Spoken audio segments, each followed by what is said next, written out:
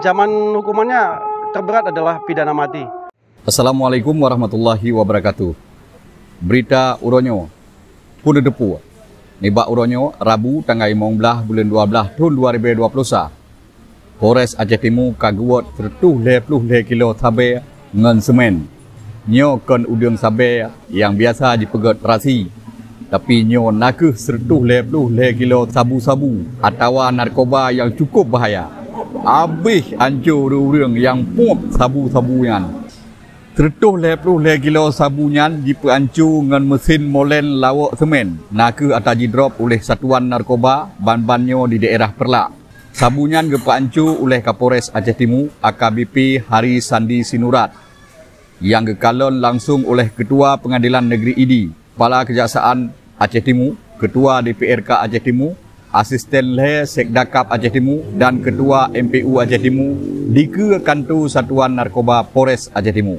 Jino kita dengar habar langsung tentang perancu sabunyan yang dilaporkan oleh reporter Freelance News Abdullah bin Ramli di acara perancu barang bukti 30 kilo sabu di Polres Aceh Timur.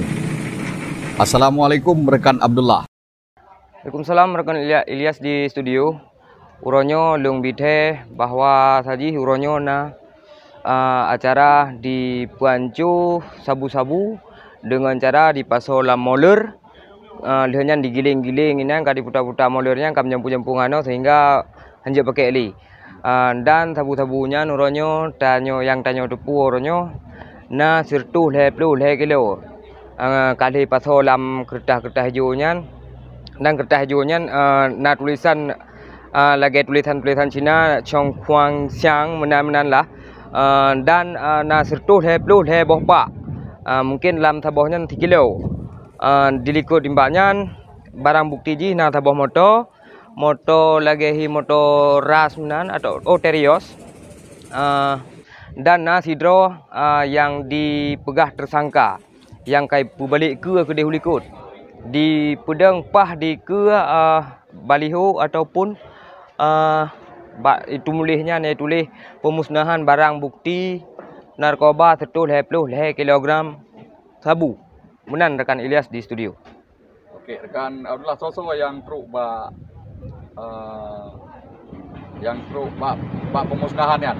Ya, uronyo yang tanyo depo informasi dari dan yang tanyo kalian di ke tanyo na Kapolres, dari Kejaksaan, dari perwakilan dari Bupati, dari Majelis Ulama Aceh Timur. Kapolres Aceh Timur AKBP Hari Sandi Sinurat bak mandum wartawan dengan bahasa Indonesia gepegah. Selain geteme drop 30 kilo sabu, Satuan Narkoba Aceh Timur na gedrop hidro tersangka ngen sabuh motor terios warna hitam. Baik, kami jelaskan untuk kegiatan hari ini kita semua Forkopimda Kabupaten Aceh Timur sedang melaksanakan pemusnahan barang bukti narkotika jenis sabu-sabu yang beberapa waktu yang lalu, tanggal 3 Desember yang lalu, sudah berhasil kita ungkap sebanyak 133 kg. Untuk tersangka satu orang tersangka yang sudah terdahulu kita ekspos di Polda oleh Bapak Kapolda. Ancaman hukumannya terberat adalah pidana mati.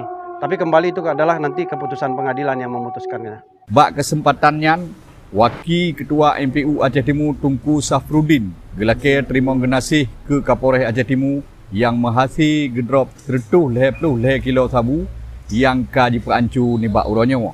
Kita berterima kasih kepada jajaran Polres, Satres Narkoba yang telah bekerja keras ya, untuk menangani kasus narkoba. Mudah-mudahan dapat memberikan efek jera kepada para pelakunya dan kita harapkan ke depan supaya Aceh Timur benar-benar bebas daripada narkoba. Kapolres Aceh Timur gepakat mandum rakyat bergetim lawan yang mekat atau blow narkoba yang di daerahnya karena barang narkobanya cukup bahaya. Habis hancur generasi menyahanagot terjaga dan urang tersangka yang kaji drop sang akan kena hukuman mati. Habanyo gepesampo oleh Ilyas bin Ismail, Freelance News.